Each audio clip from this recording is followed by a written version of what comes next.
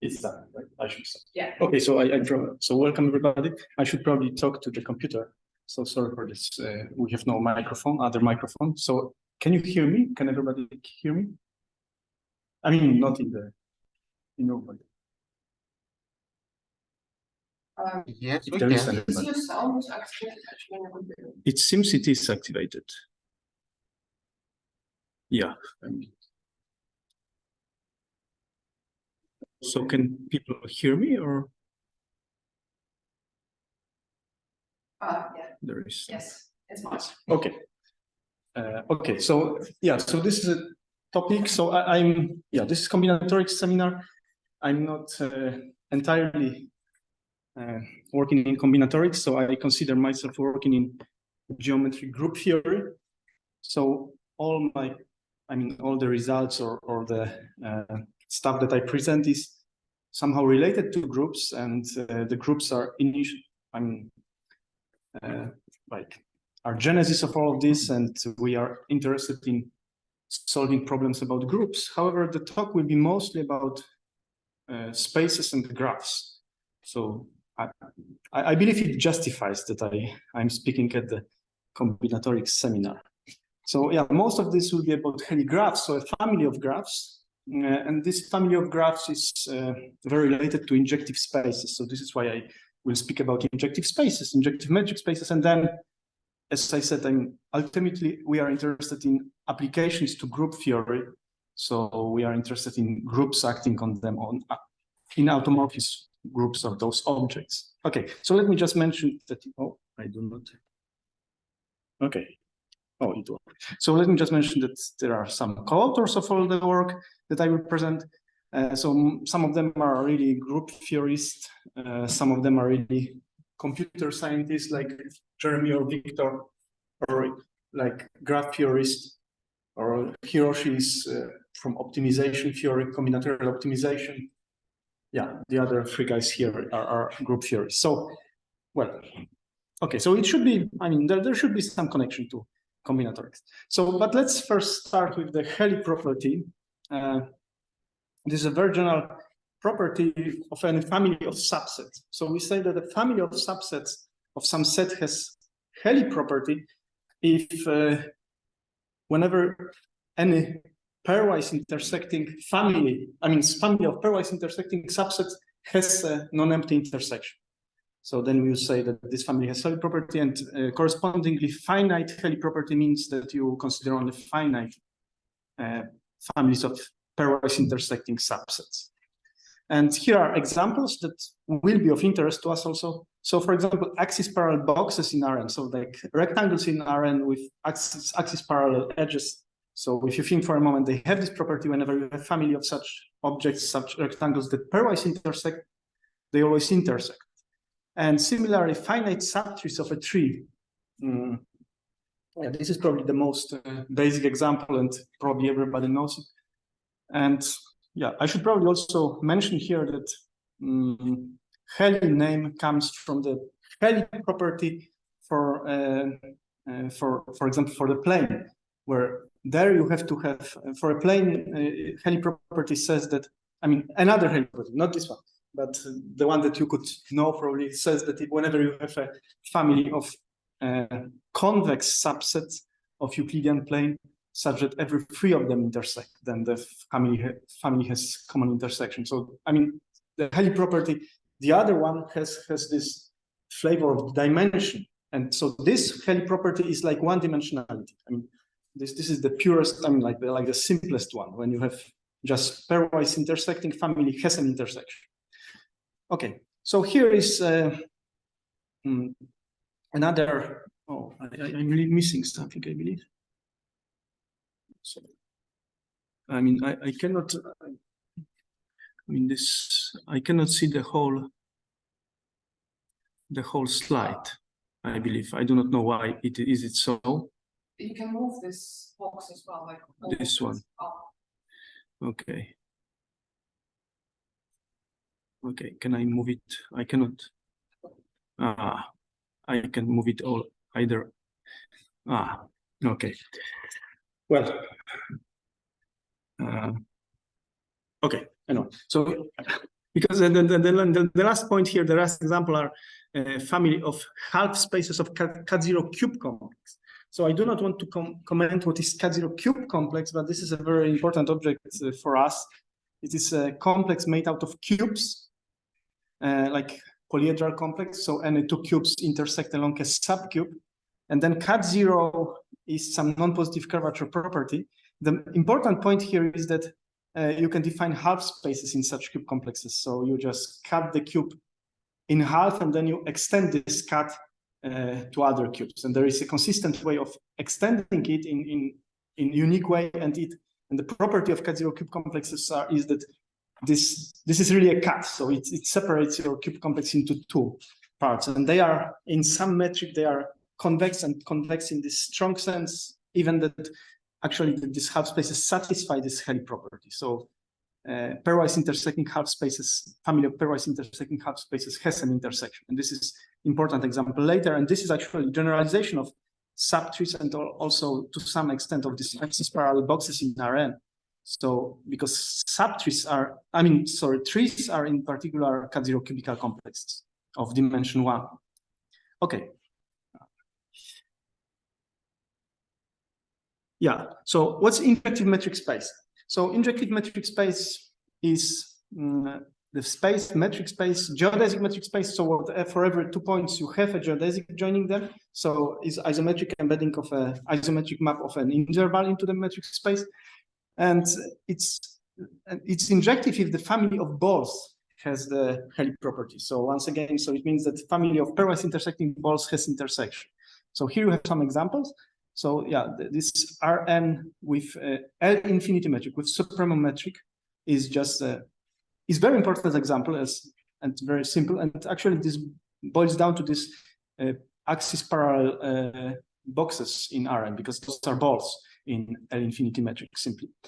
R trees, so this is just the same as before tree. But so here I just enhance it to R trees, more general spaces. And here's example of R2D. I mean, R2 with the usual Euclidean metric is not injective because you can have three balls pairwise intersecting but not intersecting. So this is this. So this Helly property, I mean, as I defined it, is not satisfied. Okay, so why? I don't know. So why it works like this? Because usually it works that I can just see the. I mean, like the. I don't. Okay, I don't understand this. In Zoom we see that's good. I don't understand how it works. And I cannot move it really. The audience sees everything. Sees everything. It's only okay. Sorry, it's my fault. Okay, it's okay. So I do not need to see this. Okay. Yeah. So I say this is a stupid remark, but simply I think about the injective metric spaces this way: that this is a space satisfying these properties of intersecting balls, the Helly property for balls. However, well, you could probably guess that injective metric spaces have something to do with injective objects, and this is true. Actually, injective metric spaces are injective objects in the category of metric spaces, or in this case, for example, geodesic metric spaces with one Lifshitz, so non-expanding maps. So actually, so what it says here, like this Aronstein-Panchpalti third bullet is that they have this extension property. So this, which is basically the definition of injective objects. So whenever you have a map from a subset, from a subspace into X, then you can extend it to a whole. Then you can extend it to a whole space. So this is an injection, and then you can, and here this is given, and then there exists an extension like the lift to the whole space. So this is the definition of injective object. And so actually injective comes from this, I believe, comes from this property. But however, I like this first definition. I mean, we work with this, so I gave it in the definition, and actually it appears as a definition in some in literature, so I did it. So other words are also hyperconvex. I mean, there are slight differences in defining hyperconvex and injective in terms of these families of balls. So I just mentioned, I do not want to get into details. So they are basically the same, and actually the definition are the same for geodesic metric spaces. And also, so point 4 is just kind of abstract nonsense. Injective objects in various categories are the so-called absolute retards. So, well, so this is so. I wanted to say this because for me it says that injective metric spaces are important because they are universal objects. They are these injective objects, and yeah, and it happens that they are important for us. So yeah, so this is the first important fact about injective spaces, that there exists an injective hull. So it is also called tight span or injective envelope or hyperconvex hull. So for any metric space, there is an injective metric space, so EX, and an isometric embedding into this injective metric space. So you can see my cursor, right? Okay. So and this is basically unique. So and in some sense this is optimal. So like any other map to an injective metric spaces factors through our injective hull, which is called injective hull. So okay, I said that there. I mean, this is a definition, but actually it exists. So there is a theorem of Isbell that such injective hull exists, and this was first proved in 1964. And I believe it's a very important result because it was then rediscovered. I mean, the proof was that there were independent proofs given like 20 years later by Andreas Dress, and then several other authors proved it independently. So, for example, the other guys, Schrobach and Larmor, are computer scientists. So they reproved it again in 1994, and then they called it probably some convex hull. So there are even different names. So it appeared many times in the history. So I don't know. It's justification. It's some kind of justification. They are important. So injective hulls exist, and okay, but they are not that easy to construct actually. So yes. What's the hull, the injective hull of the plane? I will show in a moment, okay? I will not answer your question because of this slide. So injective hulls are difficult. So actually there is the whole industry of computing injective hulls, for example, for finite metric spaces. So this guy here is a generic combinatorial type of injective metric hull of 3-point metric spaces. So we have 3-point metric spaces, just 3 points with metrics. This is the injective hull up to degeneration. So it's, for example, this can be length 0, which means that you get just segment. Okay, so this is just a metric space in which this is just a metric space with the length, with the metric just along the edges. I mean, you put you have edges of some length, and then you take the union. You take the length metric on the whole space. Okay. So here is okay. So there is only one combinatorial type. Similarly, for 4-point metric spaces, there is one combinatorial type up to up to degeneration again, and this is this, and now I have to explain something more. So those are really segments like before, and this one is interesting. Interesting, and this one is something important because this is a part of it is a rectangle in R2 with L infinity metric. Okay, so the example that we had, R2 with L infinity metric is injective. So modular degeneration, so you can have also something one-dimensional, but modular degeneration, this is the generic combinatorial type of injective hull of 4-point metric spaces. And then people go, okay, I forget the decoration for a moment. I will not talk about this. So, for example, here are 3 combinatorial types for 5-point metric spaces. So those are points like here, and then all the parallelograms or rectangles that you see here, or even triangles, are the objects from R2 with infinity, all of them. Glued, of course, isometrically somehow, but So you see, you have to, for example, here you have to glue together 5 rectangles, but so this also like tells us that that this example with R2 L infinity is important. And then it becomes more complicated, and there is the whole industry, and people write papers about what's the injective hull, what's the combinatorial type of injective hull of 7-point metric spaces. Okay, but unfortunately, we are interested in infinite spaces. I mean, geometry group theory, where I work usually, is about unbounded spaces. So, well, so I do not know the answer to your question. I mean, the injective hull is very complicated. Of R2 with D2 with Euclidean metric. It is very complicated. I do not want to comment even on this. We will see in a moment several other examples, but at the moment I cannot see anything more how it looks like. But this is huge. So okay.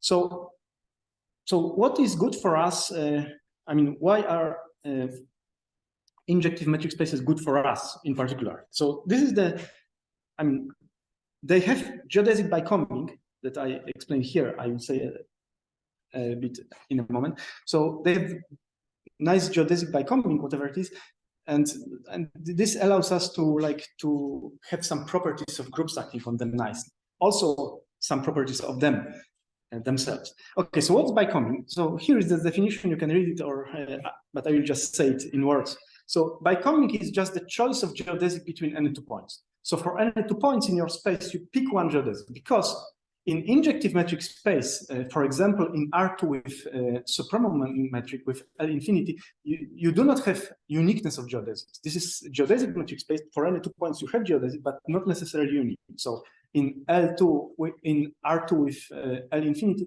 the geodesic can form a kind of a parallelogram.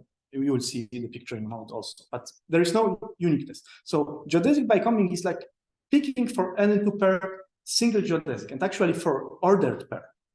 And then you can have such bicombing. So for example, for cut-zero spaces, there is a unique, I mean, the bicombing is just choice of the unique geodesic, and this is somehow what we are tending to. We want to have kind of unique geodesic. And then so this is just definition. So this bicombing can be convex. Convex means that the distance function is just a convex function of one variable. The bicombing can be consistent, which means that, in particular, which means that if you have a line of your bicombing, and then you take 2 points on this bicombing, and you take the line in the bicombing between them, then the images of those 2 are coincide. Okay, so this is the part. So I mean, yeah, consistent. It is consistent. And reversible is that, as I told you, bicombing actually associates to every ordered pair a geodesic. So it just says that order doesn't matter. So, I mean, it matters if you treat the geodesic as a map, but not as an image, right? So if you go from here to here, you go along the same way as from here to here. So such bicombings, like if it's convex, consistent and reversible, is very good for us. Because it reminds us the cut-zero situation. So here is an example. So this is just R2 with supremum metric, and actually between 2 points, this is the so-called interval. The green stuff is an interval, so you can have geodesic. So every point in this interval, in this green stuff, lies on the geodesic between those 2 vertices. So you see, there is no uniqueness. Here are examples of 2 geodesics. However, and so what's bicombing in this particular case? The bicombing is just what's actually called the straight bicombing, and which has generalization. And there exists named straight bicombing for in other contexts. And this is just this line. This is just this Euclidean geodesic, which is geodesic for supremum metric as well. And this and this bicombing has this property. I mean, like similar to cut-zero, that if you, for example, that if you go from 2 points towards 1, then the distance decreases and at least linearly. Okay, it decreases linearly actually, but you know. So of course, if you take any geodesic, it's not true here. But if you take the geodesic from the bicombing, it has this property. This is a very weak form of convexity. So yeah, but this is important. This is actually called conicality, and yeah, but so we have convexity even of this metric. So this is a property that somehow characterizes and allows us to do a lot of stuff, geometric stuff in the cat-zero space. And simply in injective metric space, we can do the same, but we do not use all the geodesic, you only use the geodesic from the bicombing. Okay, so here is a general statement of Decombe and Lang. They say that a proper injective metric space of finite combinatorial dimension admits a unique, convex, consistent, reversible geodesic bicombing. So injective metric spaces, nice injective metric spaces, admits this nicest possible geodesic bicombing. So, I mean, for me, the information is that they basically, we can treat them, we can work with them as with cat-zero spaces. This is what's important for me. Here is this finite combinatorial dimension. I do not want to comment on this. Finite combinatorial dimension basically means that every finite there is a bound on the dimension, topological dimension of injective hull of any finite subset. So this is some kind of dimension. It behaves like a dimension, this notion, but it's a bit complicated. It strongly depends on the metric structure. So you can, I mean, it's, you know, it's very loosely related to topological dimension of metric space, for example. It was introduced by Dress. And yeah, so in particular, such a bicombing for injective metric space is invariant under automorphism because it's unique. So, well, so you really can, I mean, if you treat a group of automorphisms, you really have a structure that is invariant under this automorphism. So yeah, and this is the slogan. This gives us the cat-zero-like structure on injective metric space. And yeah, cat-zero groups acting on cat-zero spaces are very well, I mean, very quite well understood, and people do a lot of things for them. However, finding cat-zero structure for many groups is difficult. So yeah, so what we actually showed, and why I'm working in this, is that we showed that many groups that are not known to be non-positively curved in, for example, cat-zero way, act nicely on injective metric spaces, which gives us the whole, I mean, like a toolbox for treating them. And one of the most important tool actually in this toolbox is this bicombing. Okay, so here is what is it good for, the bicombing and all this stuff. For example, you can for a space for a moment. So for example, you can prove the contractibility, just contract along the bicombing. Actually, for injective metric spaces, you can prove contractibility easier, but it gives you control-given contractibility because you contract along lines that you really control strongly. So for example, various versions of Baum-Kohn conjecture can be proved in this setting. Yeah, so similar. So other points here are basically analogs of cat-zero properties that were proved over years, like over last decades, basically using bicombing of cat-zero spaces. But there, bicombing is given on, I mean, immediately because it's just unique. Geodesics are unique. So for example, fixed point properties of finite group actions saying that any finite group acting on a space, in this case on injective metric space, has a fixed point. A classification of isometries as hyperbolic, parabolic, or elliptic isometries, and so on. Flat torus theorem saying that if you have a z-square action or z2d action, then you have actually the flat stabilized by this zn. So such kind of things, you should think about this, that this is like a packet very analogous to cat-zero set of properties. And this is why we like it. Okay, so now I'm changing the subject a bit. Now I'm going into combinatorial category, into the category of graphs. And so actually what I will say now, a lot will be just repeating what I set up to now, just in the new setting, in the combinatorial setting. So yeah, so for me, graph is a simplicial graph, just no loops, no multiple edges, no direction, and so on. But it can be infinite, and mostly I am interested in infinite graphs because I'm interested in infinite groups. And also I treat a graph as a metric space the way that that simply I think about vertices as a points in my space, and then the graph structure is just to associate distances which are just path metric. So the between two vertices you have the I mean the distance is the length of the shortest edge path between them.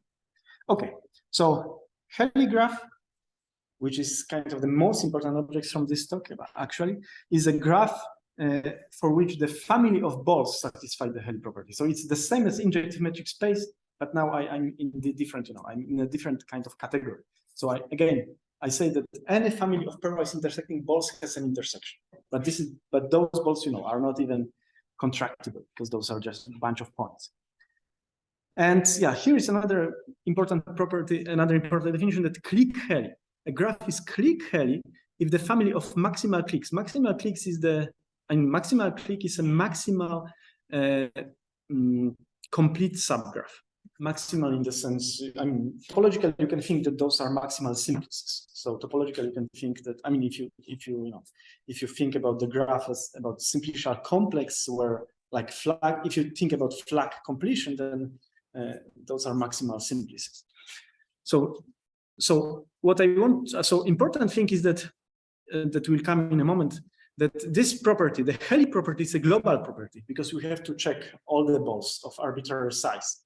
And clique Helly is local property because you only look at it local, like in balls of radius 1, right? So, okay, here are some examples. So just very simple. So this one is clique Helly, not Helly. It's not Helly because if you take all the 1 balls around vertices, they all will intersect because there is no space, but there is no intersection of all the balls. This one is not clique Helly because those corner 3 triangles intersect, but they do not intersect. They are cliques and they are maximal cliques and they do not intersect in total. And here is actually the way, and it is some consistent way. It is an example of consistent way how to turn not clique Helly into Helly just by basically you add intersections. So you check all the intersection of cliques. So maybe there are some intersecting cliques do not pairwise intersecting cliques do not have intersection. Then you add this intersection. And okay, so this has a lot to do with this injective hub you will see in a moment. So this is creating a Helly graph out of non-Helly graph. Okay, so here are other examples of Helly graphs. So for example, take a K0 cube complex. So K0 cube complex, as I said, is a complex built out of cubes. So here, this picture should picture 3-dimensional cube, 2-dimensional cube, 2-dimensional, 2-dimensional cube, and 2 1-dimensional cubes grouped together. And so to make it K0, you need to satisfy some properties for the link. Let me just say the slogan. The link, which is a simplicial complex, should be flag. I will not go over more about this. However, for any K0 cube complex, you have its one skeleton, okay? So one skeletons of K0 cubical complexes are the so-called median graphs. And this is well-studied class of graphs. So you can think, if you are a graph theorist, you should probably, instead of K0 cube complex, whenever you see K0 cube complex, you should think median graph. But probably I will use mostly the K0 cube complex terminology. So if you take K0 cube complex, of course it is not Helly. We saw that square is not Helly. However, you can do the stupid operation. You can what I call thicken. So you can take a thickening of K0 cube complex. So this is turning this graph or the cube complex into a simplicial complex or into an underlying graph where you span a clique on every cube. So you just add for every single cube, you add all the edges joining all the vertices of a cube. So for example, for edge, you do not do anything because all the vertices, 2 of them, are already connected by an edge. But for a square, you have to add diagonals. And for a cube, for 3-dimensional cube, you have to add all the diagonals of the faces and all the main diagonals also. So this is the thickening. And then if you thicken K0 cube complex, then you will get a Helly graph. So that's a fact. And I will explain maybe in a moment why is it so. At least I will give you some hint. You can try also. okay, so here's another. So thickening of this is this one, and this picture. I mean, this is easier maybe than before, but this picture is also, you see, this also. You should think about this also as in reference to our example of injective metric space, which was R2 with L infinity with suprametric, because this is like L1 metric. I mean, the graph, you see, I mean, the geodesic goes like this, right? Like this. And this is like a suprametric because you can go along like diagonals. So if you think for a moment, this is a combinatorial counterpart of L1 metric. This is a combinatorial counterpart of L infinity metric. So yeah, so this thickening is Helly graph, which has a lot to do with injective space because of the definition and because of what I will say in a moment also. Okay, so here's another example, and then we have this local to global generalization characterization that we proved with Hiroshi and Victor and Jeremy. So a graph is Helly if and only if it's click Helly at its and its triangle complex is simply connected. So this is a analog of the standard Cartan-Hadamard theorem. Cartan-Hadamard, it's French, right? So theorem, which says that global non-positive curvature is local non-positive curvature plus simple connectedness. Or in other words, that universal covers of non-positively curved, locally non-positively curved spaces are non-positively curved like global, okay? So this is a local notion, click Helly. Pairwise intersecting maximal clicks have intersections. This is plus simple connectedness means that your space is Helly. So okay, so what is simple connectedness? I should comment on this. What's triangle complex? Of course, graphs are not simply connected usually, unless they are trees. So, but here I simply fill all the triangles that I see in the graph with two simplex. Okay, so I should also maybe comment more on this now, although it's not needed. In fact, I'm thinking like parallelly about Helly graphs and about the flag completions. Flag completions mean that I glue a simplex whenever I see one skeleton of this simplex. Okay, so in fact, more is true. I will probably say about this, but so if you have a Helly graph and you glue all the triangles, you've got a simply connected object, and this is quite easy to prove.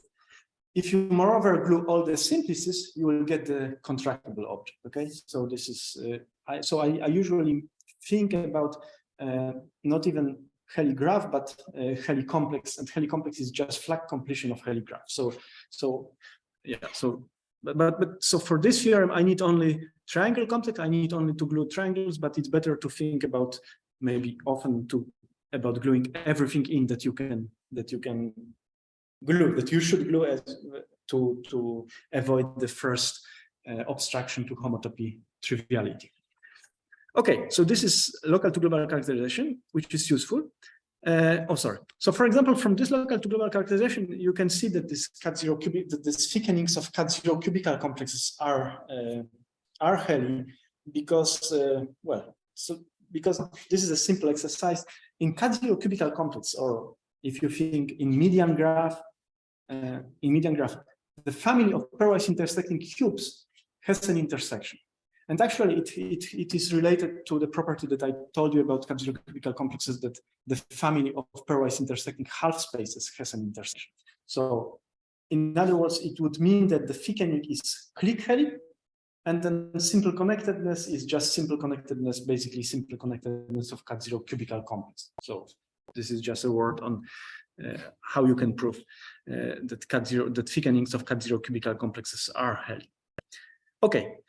And here is the analog of our injective hull, namely, for every graph, there exists the so-called what we call Helly hull or hellification, namely, there exists a minimal, kind of optimal Helly graph in which your graph embeds isometrically. So this is complete analog of this injective hull.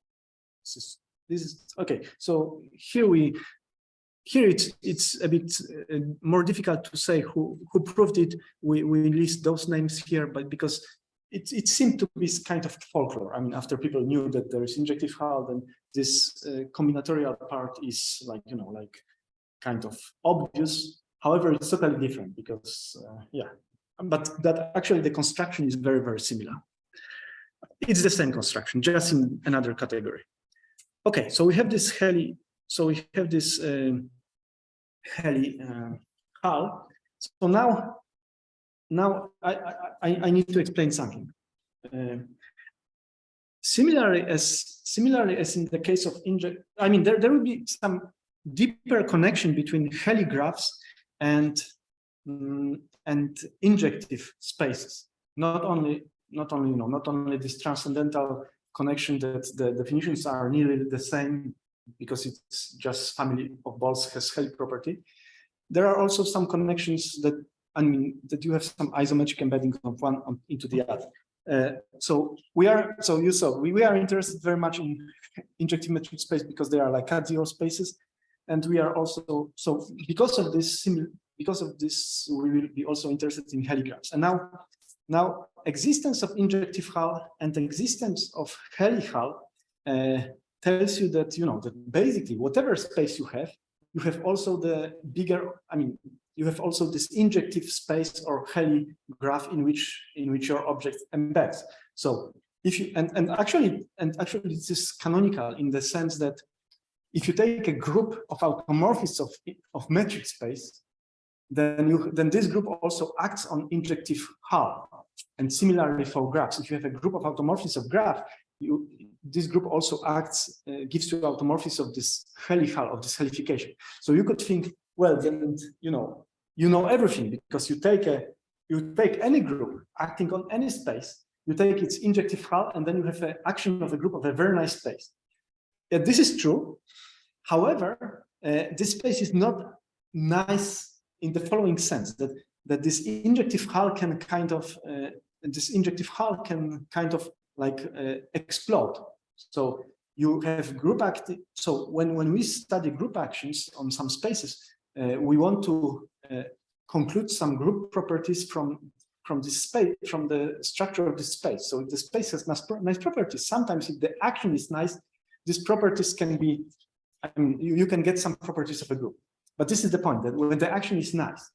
So when you have an action of a group, even on a nice space, nice action, and then you take the injective hull of this space, this injective hull can be nasty. And it can be nasty in two ways. So we saw that injective hull is a space in which your metric space embeds isometrically.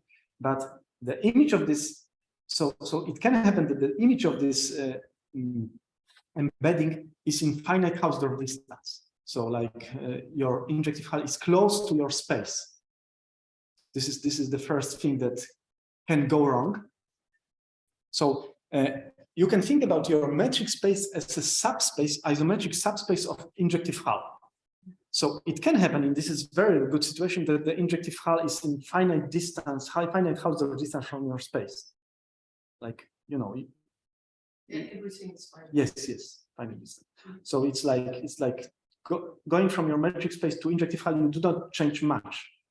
And then, so then, in rough terms, your injective hull looks nearly like your original space. Okay, it can happen, but not always. So it also can blow. I mean, it can explode a lot. Your injective hull. Without changing that. Staying finite. Yeah, exactly. And this is what, yes, exactly. So this is those are the two ways it can go wrong. So this is why you cannot, you cannot say that that every group acts nicely on an injective metric space, because either, if it grows like this, it means that you do not, for example, act co-compactly, even if the original action was co-compact. If it spoils like locally, you can have nice like co-compact action, but maybe on a very not nice space, not locally compact or blah blah blah, something like this. So okay, so this is why, yeah, this cannot solve all our problems that way. So what we are interested in now, and so what's worth to see is what's worth to look for are spaces for which injective hulls are nice, for example. And Helly graphs are such. So here is a theorem. Yeah, that was first proved by Urs Lang in like 2007 or something like this. So if you have a locally finite Helly graph, then its injective hull is nice. So nice means that it is proper, so balls are compact, and it has a structure of locally finite polyhedral complex with only finitely many isometric types of n cells. So the cells are, of course, polytopes in, not surprised, Rn with subpromum metric. And moreover, the Hausdorff distance is finite. So here it is 1, but so you see, I mean, if you have a Helly graph, then actually it's very close to injective metric space. You just take an injective hull of this Helly graph and you do not spoil it locally, and you do not also go far away from your original space. So here the second bullet is what's important for us. So for example, if you have a group acting nicely, like co-compactly and properly or combinatorial geometrically means both co-compactly and properly. So if you have an action of on a Helly hull, sorry, on a Helly graph, then the action on the associated injective hull is also nice, is also that nice, either proper or even geometric. So in this sense, if you have a group acting nicely on a Helly graph, it acts nicely on a space which is like cat0, and this is what's important for us. And so we define a group to be Helly if it acts geometrically, that is properly and co-compactly on a Helly graph. And by what I just said, such group acts also geometrically on injective hull of this Helly graph, which is close to this graph.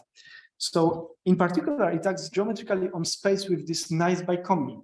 So it acts like nicely on the cat0 space, on a space which is like cat0 space. So this is why we like it. So we have an action on the space which really resembles the cat0 space. And because of this, so for example, yeah, if you have a group, those are very like trendy groups now. So groups acting geometrically on cat0 cubical complexes. So those are groups that were used by Agol or Weiss to solve different questions about free manifolds recently, for example. So if you have such groups, then if the group acts geometrically on cat0 cubical complex, then it also acts geometrically on the thickening, of course. So it acts on this Helly graph. So it acts on cat0 like space, on our injective metric space. So cat0 groups are Helly in this sense. So there are other examples of Helly groups. So for example, the so-called Artin groups. I mean, here in particular, braid groups maybe are more known. So braid groups are also Helly. And there is actually a big, I mean, still unsolved conjecture whether braid groups are cat0. So finding a cat0 space on which the braid group acts is difficult. And it's not difficult that we do not know even what, I mean, we have even examples, we have even the candidates for the space on which braid group acts that should be cat0. The point is to find not even to find, there is even candidate for a metric on this space, which should be cat0. The point is how to check that this metric is cat0. And this is nightmare, I mean, both like computational and yeah, also conceptual. So here, okay, so this result I believe is very nice because just for free, because this Helly graph on which braid group acts is quite easy and it was known for a long time. But so if you have a braid group, it acts on a Helly graph. By what I said, it also acts on its injective hull. So it acts on a space which really looks like cat0 space. I do not say they act on cat0 space, but they look on space which looks like cat0 space. So in particular, basically, nearly all the results that you can prove for cat0 can prove now, and we did it. I mean, we could prove new results for Helly graphs for braid groups using this action on the cat0 like space. So here is just a short idea of proof how we do it, how we construct the Helly graph on which the braid group acts, or finite type Artin group, and this is just kind of obvious. So we just take Helly graph, standard Helly graph for standard presentation of, let's say, braid group, and then you thicken relators. So relators, okay, you thicken in fact the finite type Artin groups, Artin subgroups. So I mean, this is something that everybody understands who works in the Artin groups. So yeah, and thickening is just similar as for Cat0 cubical complex. You have some special, you have some cells. Cells are obvious for Artin groups always, and you just thicken them. Okay. So there are other examples of Helly groups. So for example, all Gromov hyperbolic groups are Helly. So this is the result of Urs Lang and us, because Urs Lang did it for injective metric spaces, and then we did it for Helly. So yeah, FC type Artin groups. So this is other Artin groups. So weak Garside groups. Those are the groups studied by some people, by people doing some kind of algorithmic stuff usually. In particular, finite Artin groups and braid groups are Garside groups.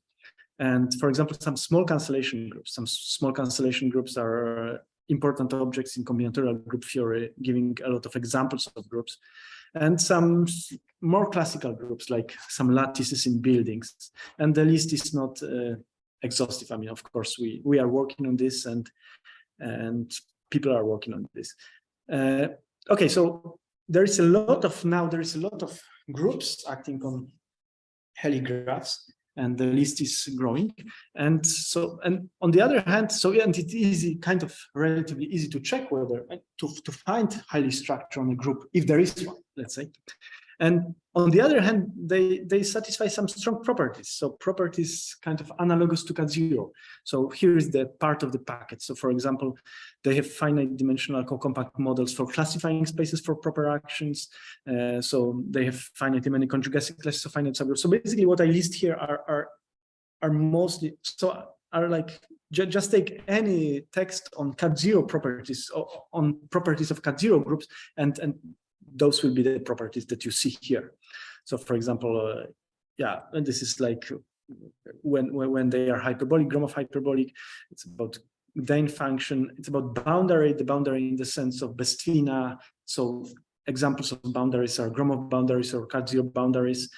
And yeah, this kind of conjectures for from K theory that actually have connections to this existence of the boundary. I mean, mostly when people prove Farrell-Jones conjecture is via the existence of some kind of boundary. And then, yeah, and similarly with bound-con conjectures and yeah, and other properties. So but basically, okay, so we do not, I mean, this is, to some extent, this is work in progress. I mean, so people are proving new properties of Helly groups or of groups, which is kind of equivalent, or it always goes this way, of groups acting on injective metric spaces nicely. So we managed to prove a lot of properties from Cat0 setting. There are still properties that are missing. So this is an ongoing, okay, and this is biautomaticity is important part, because so this is some algorithmic property of groups which is known that it does not hold for Cat0 groups, but it holds for Helly groups. So this is also kind of nice because we have a property also that is, yeah, we have additional property, stronger property than even in the Cat0 setting. Yeah, and there are some, okay, we also proved some constructions, that some constructions preserves Helliness. So for example, free products or H&N extensions over finite groups, or some, let's say, products, just direct products, it is easy, or some quotients.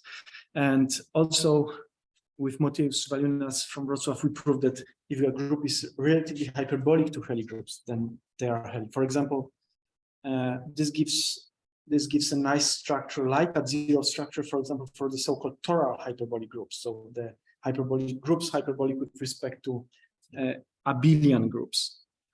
Okay, so let me finish now with questions. So, well, so we have a lot of questions, of course.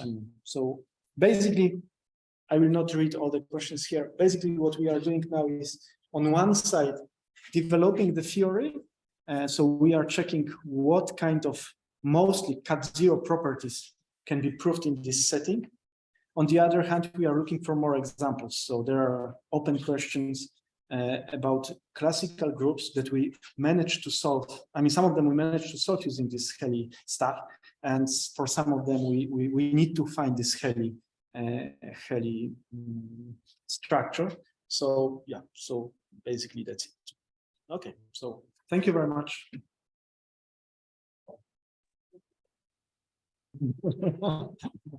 It's very familiar. Okay, yeah, thank you very much. Are there any questions in the online audience? Please, would be nice if you type them in the chat. That would be much more comfortable, and I will read them for the speaker. In the meantime, do you have questions? Could you say it loudly, because The Helly graphs, in what category of graphs are they the injective objects? Yeah, that's a good question. So they're in the category of graphs with that they call it, there are different terminologies when you speak with different people. So with non-expanding flaps. So in fact, graphs with the simplicial maps. Simplicial graphs with simplicial maps. So you can contract. Yes, you can contract.